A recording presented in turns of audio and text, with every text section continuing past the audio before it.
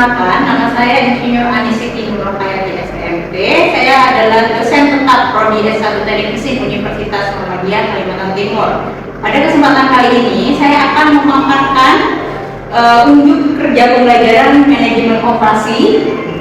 Mata kuliah manajemen operasi adalah mata kuliah yang menghubungkan keputusan teknis, analisis kuantitatif, dan tanggung jawab profesional. Manajemen operasi memiliki beban SKS 2 SKS dengan pertemuan sebanyak 16 pertemuan, yaitu terdiri dari 14 kali pertemuan materi teori tatap muka, 1 kali UTS, dan juga 1 kali UAS.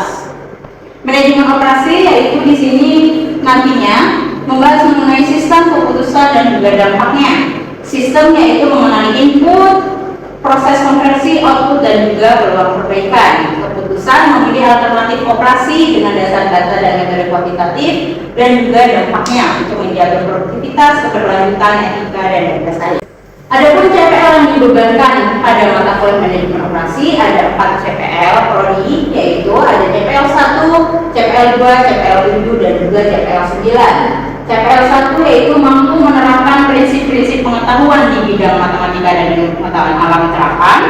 CPL 2 mampu merancang, membangun, menguji sistem mekanikal dan menyelesaikan masalah dengan memperhatikan lingkungan dan berkelanjutan. CPL 7 mampu merencanakan manajemen dan biaya proyek dan memiliki jiwa kewirausahaan. Dan juga CPL 9 menerapkan etika baik di masyarakat maupun profesi. Selanjutnya CPL tadi didukung oleh CPMK. CPMK-nya adalah mampu mengidentifikasi komponen-komponen dari sistem yang terkait dengan manajemen operasional, mampu merancang, mengoperasikan, dan mengembangkan sistem yang terkait dengan manajemen operasional, mampu mengamati masalah spesifik yang menyangkut manajemen operasional, dan mampu mengajukan langkah perbaikan, serta mampu memahami dan menerapkan dengan baik metode dan teknik kuantitatif yang relevan dalam bidang manajemen operasional.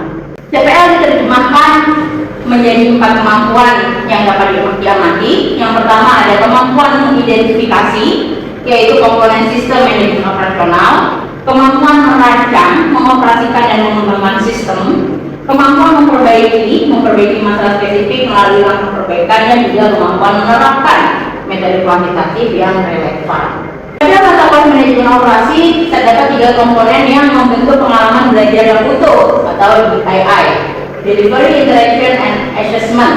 Delivery-nya yaitu pada mata kuliah ini penyampaian materi melalui penjelasan konsep, contoh media visual, dan juga studi kasus. Di sini adalah bagaimana materi disampaikan, akan disampaikan secara tatap muka di dalam kelas, disampaikan dengan menggunakan media YouTube, yaitu materi-materi yang sudah direkam diuploadkan di YouTube, dan juga materi-materi yang diupload pada Google Drive, sehingga mahasiswa dapat dengan mudah untuk belajar kembali, mengulang kembali materi yang sudah dipaparkan di kelas.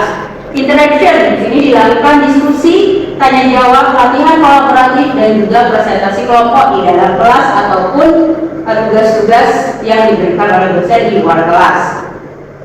Assessment-nya dilakukan dengan aktivitas kelas, latihan, homework atau pekerjaan rumah, presentasi secara kelompok ataupun individu, dan juga UTS dan UAS. Sini adalah contoh untuk delivery materinya, yaitu pada Google Drive dosen pengampu, pada Google Drive saya, lalu mahasiswa dapat dengan mudah mengakses kembali materi yang telah dipaparkan di kelas, dan juga mengakses kembali RPS untuk mata kuliah manajemen operasi. Selanjutnya ada YouTube yang bisa diakses bebas kapan saja oleh mahasiswa untuk mengulang materi, yaitu materi-materi saya upload di dalam YouTube, di kanal YouTube, dan terpublish secara publik, sehingga nanti mahasiswa ataupun umum bisa mempelajari kembali materi yang telah disampaikan di dalam kelas. Untuk penilaian, kuis, latihan, UTS, dan UAS, saya bisa menggunakan aplikasi Weightron atau Quizzes seperti itu. Di sini untuk menilai mahasiswa secara langsung mengenai pemahaman materi-materi yang diberikan. Berikut adalah komponen penilaiannya. Yang pertama ada aktivitas dan partisipatif kelas. Untuk asesmennya ada observasi diskusi, keaktifan dan tanya jawab, bobotnya 5%. Latihan soal dan kuis, yaitu dengan bentuk asesmennya perhitungan dan pemahaman konsep, bobotnya 10%. Tugas individu dan homework bentuknya adalah analisis kasus manajemen operasi 15%, proyek dan presentasi kelompok bentuknya analisis serta perbaikan sistem operasi 20%, ujian tengah semester, ini tes tertulis berbasis konsep dan analisis 20%, dan ujian akhir semester, tes tertulis berbasis perhitungan dan pemecahan masalah bobotnya adalah menggunakan beragam bukti untuk memotret proses dan hasil pembelajaran. Sini ada formatif di aktivitas kelas, latihan soal, tulis, dan juga atau studi. Ada yang bentuk kinerja, presentasi kelompok, argumentasi berbasis data, kolaborasi dan komunikasi, dan juga sumatif. Ada ujian tengah semester, akhir semester, dan integrasi konsep dan metode. Oleh manajemen operasi, saya juga memberikan studi kasus langsung dari hasil-hasil penelitian yang telah saya lakukan bersama mahasiswa. Contohnya adalah sebagai berikut, yaitu salah satu untuk studi kasus materi forecasting. Jadi di sini mahasiswa telah melakukan penelitian eksperimen untuk peramalan penggunaan algoritmik pada proses pengelasan FTAW menggunakan metode moving average dan single exponential smoothing. Maka dari artikel ilmiah ini bisa dijadikan studi kasus materi untuk mahasiswa, di mana mahasiswa nantinya bisa mendapatkan konsep pembelajaran melalui persoalan teknik, lalu menggunakan model seperti itu, menggunakan hasil dan menggunakan hasil perhitungannya, lalu juga sebagai literasi riset, yaitu mahasiswa bisa membaca hubungan metode dan keputusannya.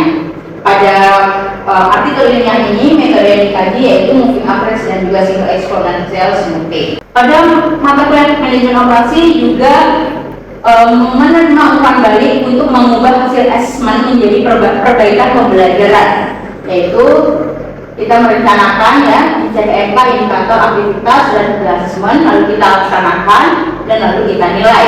Bukti proses dan hasil belajar mahasiswa dinilai dan juga dilakukan perbaikan, diperbaiki dengan meminta umpan balik dan juga penyesuaian strategi umpan balik dari mahasiswa kepada proses pembelajaran untuk perbaikan.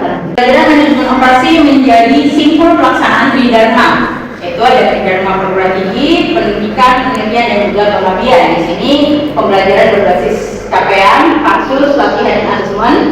Penelitiannya tadi setelah dilakukan pembelajaran di kelas, maka metode dapat digunakan sebagai metode dalam penelitian yang nantinya akan diterbitkan menjadi artikel dan data riset menjadi sumber belajar kontekstual, dan juga pengabdian keilmuan operasi diarahkan pada perbaikan proses diharapkan untuk setelah mengikuti mata perkuliahan manajemen operasi, diharapkan nantinya mahasiswa dapat membaca sistem, melihat hubungan antara manusia, mesin, material, dan juga informasi sekitar atau lingkungan seperti itu, menghubungkan itu semua untuk mendapatkan proses produksi yang maksimal. Lalu mahasiswa dapat mengolah data menggunakan metode kuantitatif untuk mengurangi ketidakpastian, memilih keputusan, membandingkan alternatif berdasarkan kriteria yang relevan, dan juga bertindak etis, mempertimbangkan keselamatan lingkungan. Berikut adalah kuliah manajemen operasi yang merupakan mata kuliah inti di Prodi S1 Teknik Mesin dan saya sebagai pengembunya. Selanjutnya kita simak proses belajar mengajar mata kuliah manajemen operasi. Terima kasih. Waalaikumsalam warahmatullahi wabarakatuh. Kepada teman-teman semua. Alhamdulillah. Kita lanjut untuk perkuliahan manajemen operasi. Pada pertemuan kali ini kita akan membahas untuk materi peramalan permintaan. Jadi kalau di suatu produksi, ya, suatu proses manufaktur, industri manufaktur seperti itu ada namanya peramalan permintaan. Nah, peramalan permintaan ini permintaan apa gitu ya? Permintaan semuanya. Boleh permintaan di warehouse, di gudang pabriknya, yaitu misalnya untuk spare part, untuk bahan baku, seperti itu dan lain-lain, atau permintaan dari konsumennya terhadap yang dijual pabrik tersebut, terhadap produksinya gitu ya. Jadi ada ramalan permintaan. Di sini membaca pola masa lalu untuk membuat keputusan operasi yang lebih baik. Jadi permintaan itu kan misalnya kita beli barang gitu ya, itu termasuk salah satu permintaan konsumen. Nah, permintaan ini harus dibaca oleh pabrik agar nanti pada saat produksi di situ tidak terjadi kekurangan produksi ataupun kelebihan produksi. Jadi pabrik ini melihat data masa lalu misalnya secara misalnya bulanan gitu ya. Jadi dalam 3 bulan terakhir nih permintaan produk kita nih berapa nih gitu. Misalnya permintaannya sampai 300, berarti kita akan memproduksi mungkin 300 sampai 350. Atau misalnya permintaannya 200, kita akan memproduksi 200 sampai 300. Nah, di sini agar nantinya kalau kita tidak tahu masa lalu permintaannya, maka terjadi kelebihan stok di gudang. Nah, jika kelebihan stok, maka nanti stok tersebut kan bisa rusak, bisa terjual seperti itu, dan akhirnya perusahaan kita rugi. Itu adalah pentingnya kenapa sih kita melakukan ramalan permintaan. Selanjutnya di sini satu angka ramalan menggerakkan banyak keputusan. Saya contoh di sini saya mengambil contoh UMKM. Jadi ada sebuah UMKM keripik yang di sini harus menentukan produksi, yaitu produksinya itu jangan terlalu rendah dan juga jangan terlalu tinggi. Jadi diusahakan produksinya itu yang tepat. Kenapa kok terlalu rendah tadi? Jika produksi terlalu rendah, maka nanti terjadi stock loss atau produknya itu tidak diterima di konsumen atau konsumennya tidak dapat menerima produknya karena di perusahaan di gudang itu sudah habis. Lalu menyebabkan pelanggan kecewa dan juga pelanggan tersebut akhirnya hilang, pindah ke produk lain. Gitu. Lalu jika terlalu tinggi bagaimana gitu ya? Jika terlalu tinggi tadi overstock, maka di gudang itu produknya terlalu banyak, jadi nanti bisa jadi basi gitu yang melompong dan lain sebagainya, sehingga modalnya tertahan dan menyebabkan pemborosan ataupun rugi. Sehingga kita mengusahakan produksi tersebut adalah tepat, yaitu persediaannya seimbang sehingga layanannya terjaga. Di gudang itu masih ada stoknya ya, dan juga nanti misal pun kelebihan itu tidak terlalu besar lebihnya. Ini ada pertanyaan nih, data apa yang perlu dikumpulkan sebelum memutuskan jumlah produksi? Jadi suatu perusahaan itu harus memiliki data agar nanti bisa melakukan produksi yang tepat, jumlah produksi yang tepat. Ada yang bisa menjawab? Oke, silakan Zeno. Data yang diperlukan untuk mengungkap sebuah produksi itu ada data permintaan, Lalu ada pola musiman, ada untuk data persediaan saat ini. Oh, jadi ada data masa lalu, itu data persediaan sekarang ada di gudang gitu ya. Ya. Oke, terima kasih. Untuk Mas ini sama data masa lalu juga tadi ya. Berarti data berapa sih permintaan keripik untuk misalnya bulan kemarin gitu ya, atau 3 bulan sebelumnya. Dan juga tadi data yang ada di gudangnya, stoknya gitu ya teman-teman. Ini nanti mahasiswa diharap mampu untuk menjelaskan apa sih fungsi forecasting dalam manajemen operasi, membedakan jangka waktu, metode dan pola data, menghitung dengan menggunakan metode moving average, serta memahami eksponensial smoothing dan juga regresi, dan juga melakukan evaluasi yaitu dengan akurasi errornya. Jadi di sini ada standar errornya. Selanjutnya tadi temannya sudah menjawab gitu ya, sebelum melakukan jumlah produksi, menghitung jumlah produksi, maka perusahaan tersebut harus mengetahui data masa lalu atau data yang ada di gudangnya. Nah, di situ data historis atau data masa lalu tadi menjadi data keputusan masa depan. Di sini ada data masa lalu, ada penjualan, harga, musim untuk barang-barang yang musiman gitu ya. Misalnya contohnya baju kalau musiman gitu. Baju lebaran gitu ya. Baju lebaran itu kan modelnya kalau kan pasti musim itu modelnya koko, gamis gitu. Nah itu kalau baju lebaran itu masuk ke musiman karena dia perusahaan itu biasanya bisa membuat produk yang baju musim itu akan lebih banyak kalau menuju lebaran, musim lebaran seperti itu. Lalu di sini ada polanya, kita lihat polanya, dia nanti masuk apakah polanya itu moving average, eksponensial smoothing atau regresi seperti itu. Lalu kita bisa menentukan keputusan apa yang akan diambil, produksinya berapa, stoknya berapa gitu ya, kapasitas yang harus dijual ke pasar itu berapa, yang harus disimpan itu berapa. Nah, jadi di sini kata kuncinya peramalan bukan kepastian, namanya juga meramalkan gitu ya. Jadi misalnya kita sudah membuat 300 produk, nah itu tidak pasti nih 300 itu nanti akan terjual semua, atau bisa jadi kurang, bisa juga lebih seperti itu. Peramalan tadi adalah estimasi terukur yang selalu memiliki error. Nah, jadi di dalam peramalan ini nanti ada standar error yang ditetapkan atau yang bisa diterima, yaitu antara 2%, 5%, dan 10% untuk standar errornya. Jadi kalau sudah data itu errornya itu lebih dari 10%, itu biasanya sudah ditolak karena berarti dia datanya jelek seperti itu. Kalau errornya sudah lebih besar. Peramalan menyelamatkan produksi, persediaan, dan juga sumber daya. Produksi itu berapa unit, berapa produk yang perlu dibuat. Lalu persediaan, berapa stok aman yang perlu disiapkan di gudang. Jadi perusahaan itu harus ada stok aman yang di gudang, agar tadi jika nanti ada kekurangan permintaan, perusahaan tersebut bisa memberikan kembali ke konsumennya.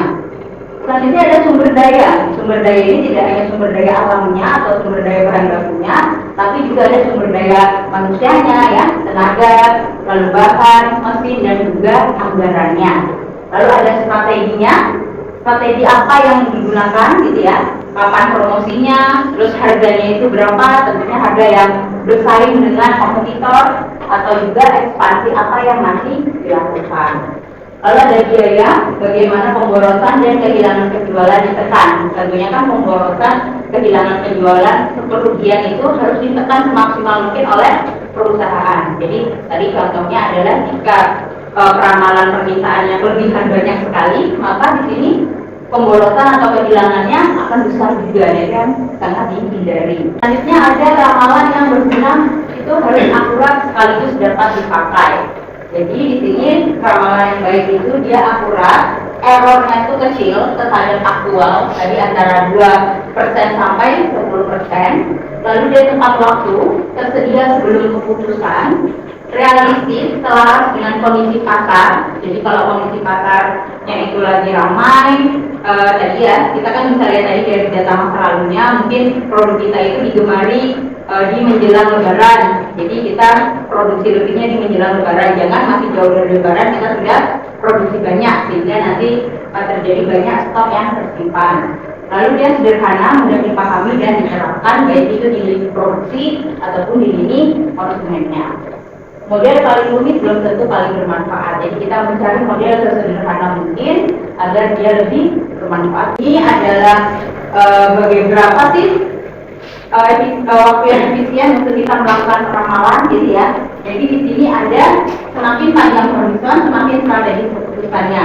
Jadi peramalan itu bisa dilakukan dalam jangka pendek, jangka menengah, dan juga jangka panjang.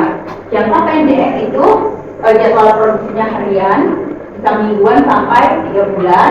Lalu jangka menengah itu bisa diambil data 3 bulan sampai 2 tahun. Lalu jangka panjang itu yang lebih dari 2 tahun ini untuk mengambil data masa lalunya. Kode yang dipilih dalam ketersediaan data dan sumber pola itu ada kualitatif dan juga kuantitatif. Kualitatif ini ketika data historis terbatas atau perubahan pasarnya besar. Di sini bisa menggunakan metode Dewey Method, riset pasar, ataupun mendapat tenaga penjualan. Kita langsung terjun ke perusahaannya gitu ya untuk menanyakan pendapat tenaga penjualan ataupun kita melakukan riset pasar. Dan ada yang kuantitatif. Ketika tersedia data numerik dan pola dapat dimodelkan, kita bisa menggunakan metode kuantitatif. Ini bisa menggunakan metode deret waktu, regresi atau kasual, dan juga evaluasi error. Lalu pola data, kita sebelum memilih metode tadi, metode apa yang tepat, kita cek dulu pola datanya. Pola datanya itu apakah trennya itu naik atau turun jangka panjang, atau pola datanya itu musiman. Gitu. Kalau musiman ini pola berulang pada interval tetap. Tadi yang saya bilang kalau musiman mungkin yang puncaknya itu pada saat lebaran, dia turun pada saat sudah 3 bulan setelah atau sebelum lebaran itu turun seperti itu adalah musiman. Kalau yang tren arah naik ini yang dia makin lama waktunya permintaannya itu makin banyak atau makin tinggi, dikarenakan produknya itu sudah lebih dikenal. Contohnya misalnya kayak minuman, makanan itu biasanya maksudnya di tren, di pola. Adalah rumus untuk moving average, yaitu meratakan fluktuasi jangka pendek. Cocok metode moving average ini cocok digunakan pada data yang polanya stabil, datanya memadai, dan juga respon yang moderat. Data pola stabil yaitu tidak ada tren kuat atau perubahan ekstrim. Data yang memadai itu tersedia observasi sejumlah n periode, dan juga respon yang moderat atau n yang kecil, dan juga n besar untuk data yang lebih halus. Maksudnya lebih halus itu berarti datanya itu perubahannya kan lebih kecil gitu ya. Misalnya kita bikin dia grafik yang titik-titik itu scatter itu dia kelihatannya halus smooth gitu karena datanya banyak. Contoh untuk moving average ya, ramalan Juni dengan MA 3 periode, jadi 3 bulan terakhir. Di sini ada Januari, Februari, Maret.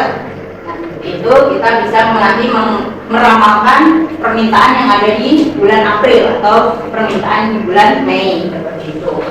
Tadi karena dia moving average 3 periode, kita ambil 3 periode Maret, April, Mei, dan seperti itu. Ini untuk kita meramalkan permintaan di bulan Juni.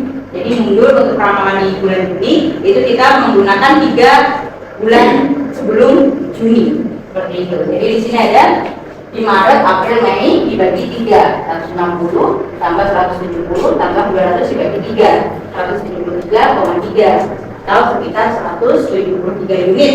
Dan seperti itu atau 174 boleh. Jadi kalau mungkin average 3 periode, kalau Juni berarti yang diambil adalah Maret, April, Mei. Kalau Julinya berarti yang diambil April, Mei, Juli. Oke, ada 3 periode. Kalau 4 periode berarti di sini mulai di Februari, Maret, April, Mei. Itu untuk bulan Juni. Kalau 4, jadi 4 bulan keberapa. Yang ini untuk WMA atau Weighted Moving Average gitu ya, untuk lebih besar pada periode terpadu, jumlah seluruh bobot sama dengan satu. Di sini sudah menetapkan error tadi 0,2, 0,3, 0,5 seperti itu. Regresi, di sini ada metode kasual. Regresi menghubungkan permintaan dengan faktor penyebab. Jadi di sini ada permintaan yang disebabkan oleh harga.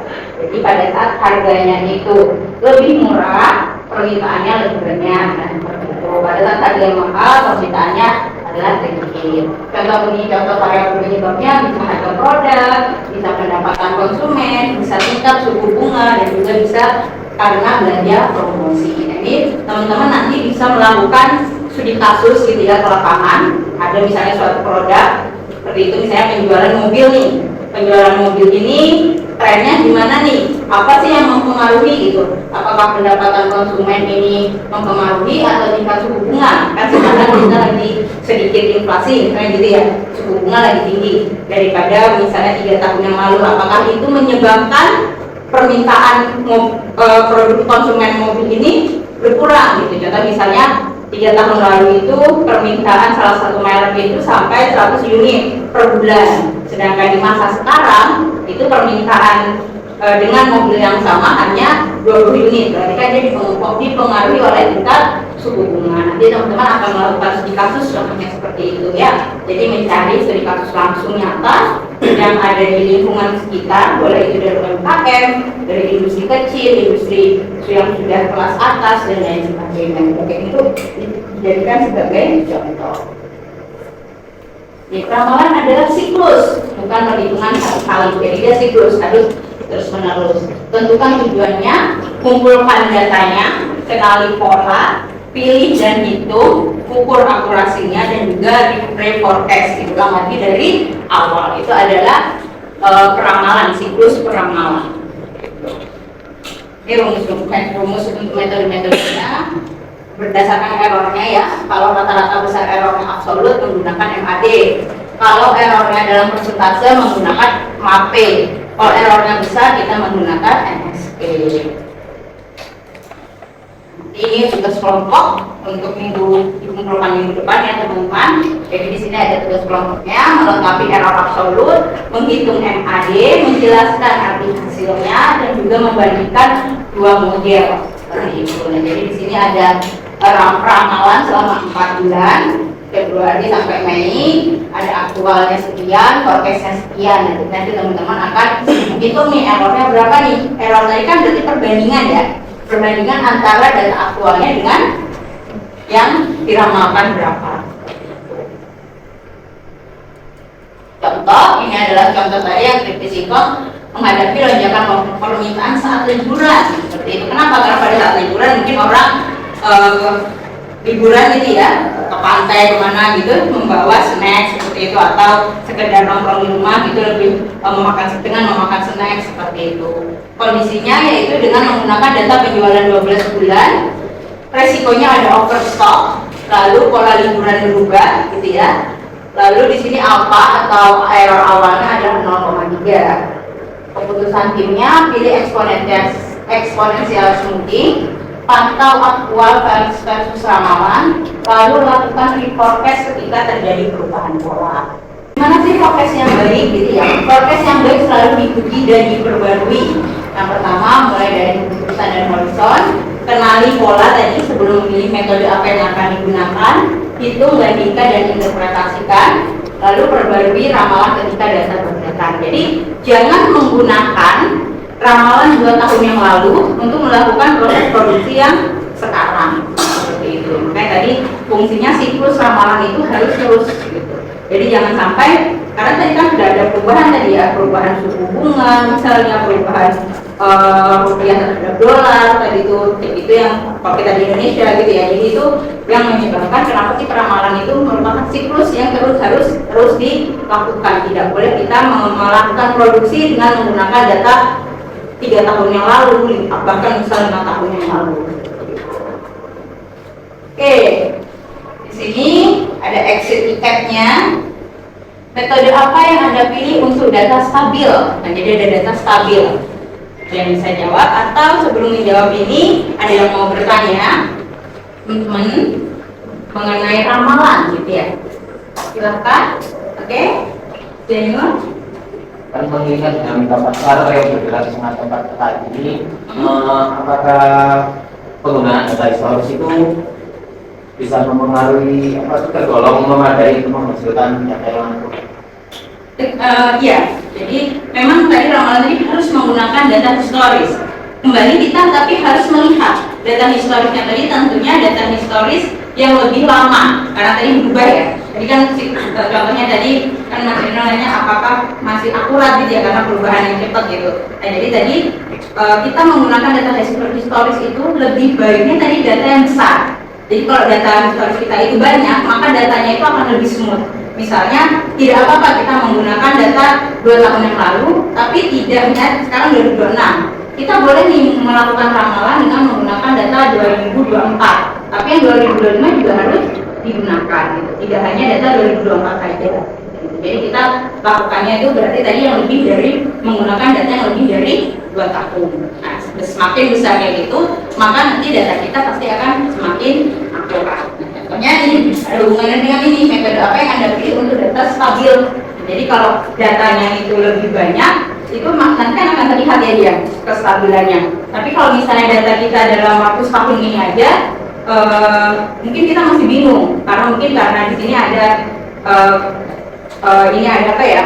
Karena politik mungkin ya, politik tahun ini tuh lebih panas gitu sehingga nilai dolar lebih tinggi misalnya seperti itu. Sedangkan nanti mungkin yang tahun sebelumnya dengan pemerintahan yang sama, politik tidak terlalu mempengaruhi karena dia masih so-so aja seperti itu. Maka kalau nanti data historisnya itu lebih banyak gitu ya, lebih besar, maka data kita itu lebih jadi bisa lebih mengecilkan error-errornya. Cukup paham? Ya, kita akan bahas lagi. Ada lagi yang ingin bertanya? Cukup? Oke, nanti kita bahas lagi di minggu depan untuk tadi ya ramalan metode ramalan, contoh-contoh studi kasus moving average. Lalu kita bisa menggunakan standar errornya, MAD, MAP atau MSC seperti itu. Kita bahas secara detail di pertemuan selanjutnya. Terima kasih atas kehadirannya untuk teman-teman semua. Jaga kesehatannya. Nanti materi bisa disimak kembali di YouTube ataupun di Google Drive. Akan saya uploadkan untuk materinya dan dipelajari sehingga minggu depan tidak lupa.